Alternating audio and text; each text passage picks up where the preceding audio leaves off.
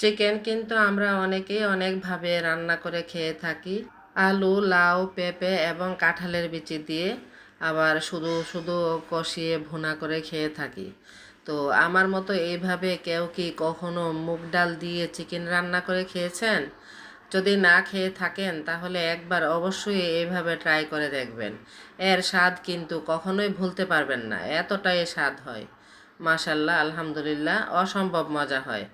এইভাবে মুগ ডাল দিয়ে যদি চিকেন রান্না করেন, আলু, পরোটা সব কিছু দিয়ে অসম্ভব মজা মজা করে খেতে পারবেন। আসসালামু আলাইকুম, কেমন আছেন সবাই? আশা করছি যে যেখানে আছেন ভালো আছেন। আমিও আলহামদুলিল্লাহ আল্লাহর রহমতে ভালো আছি। দেশে বা দেশের বাইরে সবাইকে আমন্ত্রণ জানাচ্ছি আমার আজকের এই মুগ ডাল দিয়ে চিকেন রান্নার রেসিপিটি দেখার জন্য। আশা করছি আপনাদের সকলের কাছে রেসিপিটি ভালো লাগবে।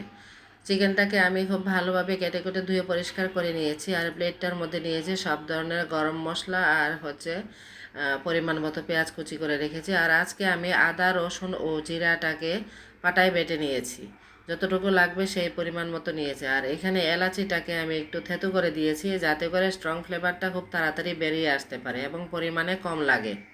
এলাচি কিন্তু অনেক দাম, সেজন্য আপনারাও একটু থেতো করে দিবেন, তাহলে অল্প দিলেই হয়ে যাবে। আর আমি এখানে আজকে চিকেনটাকে মুগ ডাল দিয়ে রান্না করব, সেই জন্য এই যে এখানে মুগ ডালগুলোকে আমি অফ ক্যামেরায় সুন্দর করে একটু ভেজে নিয়েছি। আর ভেজে নিলে খুবই সুন্দর একটা ফ্লেভার আসে। তারপরে আরেকটা গুণ আছে, ডালটাকে যতই রান্না করেন এটা কিন্তু কখনোই গলে যাবে না। আর আমি যেহেতু চিকেনের সাথে রান্না করব, সেই জন্য আমি গলা বনা একটু গোটা গোটা রেখে দেব। তো এখন খুব ভালোভাবে ধুয়ে নিয়ে আমি 10 মিনিটের মতো পানিতে ভিজিয়ে রাখবো, এতে করে নরম হয়ে যাবে। যেই প্যানে আমি রান্নাটা করব, প্যানটাকে চুলায় বসিয়ে দিয়েছি, পরিমাণ মতো তেল দিয়ে দিলাম। আর এখানে এখন আমি গরম মশলাগুলোকে দিয়ে দিচ্ছি, দিয়ে 10 থেকে 15 সেকেন্ডের মতো একটু ভেজে নিব, এতে করে সুন্দর একটা অ্যারোমা বের হবে। ভেজে নেওয়া হয়ে গেছে।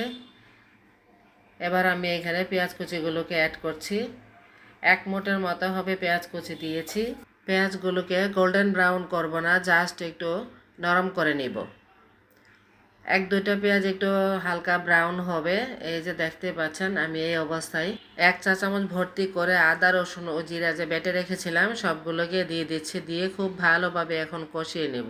আদা, রসুন ও জিরার যে কাঁচা গন্ধটা রয়েছে এটা চলে যাওয়া পর্যন্ত ভেজে নিতে হবে।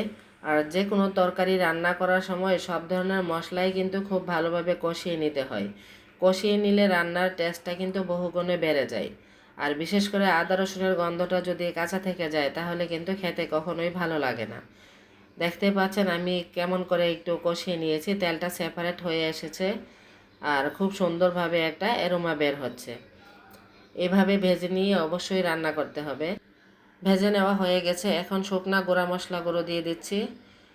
প্রথমে দিয়ে দিলাম 1.5 চা চামচ হলুদ গুঁড়া। আমি একটু ঝাল ঝাল করে করব, তাই 2 চা চামচ ভর্তি করে শুকনা মরিচের গুঁড়া দিয়েছি। আর দিয়ে দিলাম ধনে গুঁড়া, দিলাম 1.5 চা চামচ। লবণ দিয়েছি স্বাদ মতো। যেহেতু জিরা বাটা দিয়েছি তার জন্য এখানে আর ভাজা জিরার গুঁড়াটা আমি ইউজ করি নাই, সব শেষে আমি একটু ভাজা জিরার গুঁড়া ইউজ করব। এবার সবগুলোকে খুব ভালোভাবে আবারও কষিয়ে নিব। এখন সামান্য একটু পানি দিয়ে দিচ্ছি, তা না হলে কিন্তু পুড়ে যাবে। তো পানিটা শুকিয়ে যাবে এবং মশলাটাও খুব ভালোভাবে কষানো হয়ে যাবে। যতক্ষণ না পর্যন্ত তেলটা সেপারেট হয়ে আসছে সম্পূর্ণভাবে, ততক্ষণ পর্যন্ত কষিয়ে নেব। এই যে দেখতে পাচ্ছেন তেলটা কিন্তু খুব সুন্দরভাবে সেপারেট হয়ে এসেছে এবং কালারটাও চেঞ্জ হয়ে গেছে, আর খুব সুন্দর একটা ফ্লেভারও বের হচ্ছে। অবশ্যই তরকারি রান্না করার আগে মশলাগুলোকে এইভাবে কষিয়ে নিতে হয়, তাহলেই কিন্তু তরকারির টেস্ট খুব ভালো আসে। এই পর্যায়ে আমি এখানে ধুয়ে পানি ঝরিয়ে রাখা চিকেনগুলোকে দিয়ে দিচ্ছি।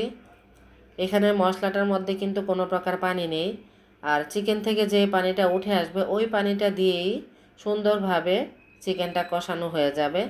আর চিকেন রান্না করতে কিন্তু বেশি সময় লাগে না এবং এত বেশি পানিও দিতে হয় না।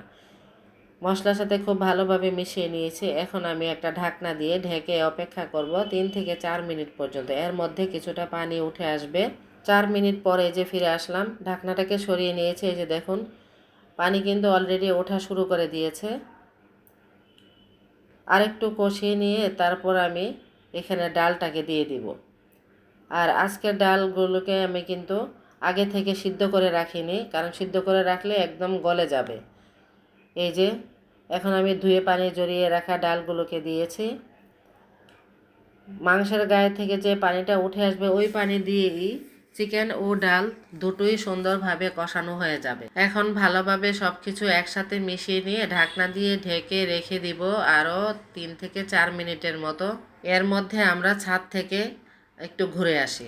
আমার বড় মেয়ের ছাদে দেখেন আম গাছের বা বিভিন্ন গাছ যে লাগিয়েছে ওই গাছের গোড়ার মধ্যে মিষ্টি আলু শাক লাগিয়েছিল। কে কে এই শাকটা খেতে পছন্দ করেন? এই শাকটা কিন্তু মাছ দিয়ে মানে চিংড়ি মাছ দিয়ে রান্না করলে খুব ভালো লাগে, অথবা শুধু শুটকি দিয়ে বা শাক ভাজি করলেও খেতে অনেক ভালো লাগে। এইখানে একটা মালটা গাছ রয়েছে। এই যে মালটা গাছটার মধ্যে কিন্তু অনেকগুলো মালটা ধরেছিল, মালটাগুলো খাওয়া হয়ে গেছে। এত ছোট একটা গাছ খুব সুন্দরভাবে মালটা ধরেছিল। আর এখানে একটা গাছ রয়েছে, এটা কিন্তু ডায়াবেটিসের জন্য খুবই উপকারী। সকালবেলা খালি পেটে যদি 2টা পাতা ধুয়ে চিবিয়ে খেয়ে তারপরে 1 গ্লাস পানি খাওয়া যায়, তাহলে কিন্তু এই পাতাটা নিয়মিত খেলে আর ডাক্তার দেখাতে হয় না। এই যে ছাদ থেকে চলে আসলাম, এর ফাঁকে দেখুন চিকেনটাও সুন্দরভাবে কষানো হয়ে গেছে। অফ ক্যামেরায় আমি একবার নেড়ে দিয়েছিলাম। ডালগুলো সুন্দরভাবে সিদ্ধ হবে, কিন্তু আমি গলাবো না, গলালে কিন্তু খেতে ভালো লাগবে না, মানে দেখতেও ভালো লাগবে না, তরকারির যে একটা সুন্দর কালার আছে সেটা থাকবে না। একটু টেস্ট করে নিচ্ছিলাম যে ডালটা সিদ্ধ হয়েছে কিনা। সুন্দরভাবে কষানো হয়েছে, সিদ্ধ হয়নি। তো আমি যে ঝোলের জন্য পানি দিয়ে দিব তখন পুরোপুরি সিদ্ধ হয়ে যাবে। এইভাবে কষিয়ে নিয়ে আপনারা কিন্তু বাড়িতে অবশ্যই একবার মুগ ডাল দিয়ে চিকেন রান্না করে খেয়ে দেখবেন টেস্টটা কেমন হয়। অসম্ভব ভালো লাগে। আর এখানে আমি ঝোলের জন্য একদম গরম পানি দিয়েছি। তো গরম পানিটা দিলে কিন্তু তরকারির কালার এবং টেস্ট দুটোই ভালো থাকে। ঠান্ডা পানি দিলে হুট করে চিকেনগুলো যদি ঠান্ডা পানিতে পড়ে যায় তাহলে শক্ত হয়ে যায়, আর ডালটা তো অবশ্যই শক্ত হয়ে যাবে। এই জন্যই গরম পানিটা দিতে হয়। বিশেষ করে যে কোনো মাংসের তরকারি রান্না করার সময় গরম পানিটা দিলেই ভালো হয়। আর আমি কিন্তু এইখানে ঝোলের পরিমাণটা একটু বেশি করে দিব, যেহেতু আমি ডাল দিয়ে রান্নাটা করতেছি, সেই জন্য ডালটা ঝোলের পরিমাণটা শুষে নিবে, আবার সিদ্ধ হতেও একটু টাইম লাগবে। তো এই যে দেখতেই পাচ্ছেন আমি অফ ক্যামেরায় ঢেকে দিয়ে তারপরে বলক নিয়ে এসেছি।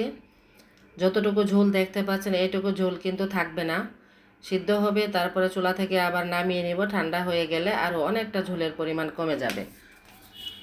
যাই হোক, কথা বলতে বলতেই আমার রান্নাটাও কমপ্লিট হয়ে যাচ্ছে। প্লিজ আমার বন্ধুদেরকে রিকোয়েস্ট করছি, এখনও যারা লাইক দেন নাই প্লিজ একটা লাইক দিয়ে আমার সম্পূর্ণ ভিডিওটি অবশ্যই কন্টিনিউ করবেন। আর আপনি যদি আমার চ্যানেলে নতুন হয়ে থাকেন তাহলে প্লিজ আমার চ্যানেলটিকে সাবস্ক্রাইব করে পাশে থাকা বেল আইকনটিতে প্রেস করে দিবেন, যাতে করে পরবর্তীতে অন্য কোনো নতুন ভিডিও বা রেসিপি আপলোড করলে সঙ্গে সঙ্গে নোটিফিকেশনটি পেয়ে যেতে পারেন। অলরেডি যে সকল বন্ধুরা আমাকে সাবস্ক্রাইব করে সাপোর্ট করে এ পর্যন্ত নিয়ে এসেছেন তাদের সকলকে জানাই আমার অন্তরের অন্তঃস্থল থেকে অসংখ্য ধন্যবাদ। চুলার গ্যাস চলে গেছে, তার জন্য এখন আবার আমি ইলেকট্রিক চুলাটায় নিয়ে এসেছি। তরকারিটা কিন্তু মোটামুটি হয়ে গেছে, আর 3 থেকে 4 মিনিটের মতো সময় লাগবে। এখন আমি ভাজা জিরার গুঁড়া দিয়েছি, এতে করে খুব সুন্দর একটা ফ্লেভার আসবে। এবার খুন্তিটার সাহায্যে একটু সব কিছুর সাথে মিশিয়ে নেব। মিশিয়ে নিয়ে তারপর আমি আবারও ঢাকনা দিয়ে ঢেকে অপেক্ষা করব 2-3 মিনিটের মতো। দেখতেই পাচ্ছেন ডালগুলো কিন্তু আমি পুরোপুরি গলাইনি, গোটা গোটাই রয়েছে। এরকম গোটা গোটা রাখলে খেতে অনেক ভালো লাগে। তরকারির কালারটা দেখুন কেমন হয়েছে, কাছে থেকে দেখিয়ে দিচ্ছি। তেলটা সুন্দরভাবে উপরে ভেসে আসছে। চুলা থেকে নামিয়ে এই যে বাটিটার মধ্যে আমি সার্ভ করে নিলাম।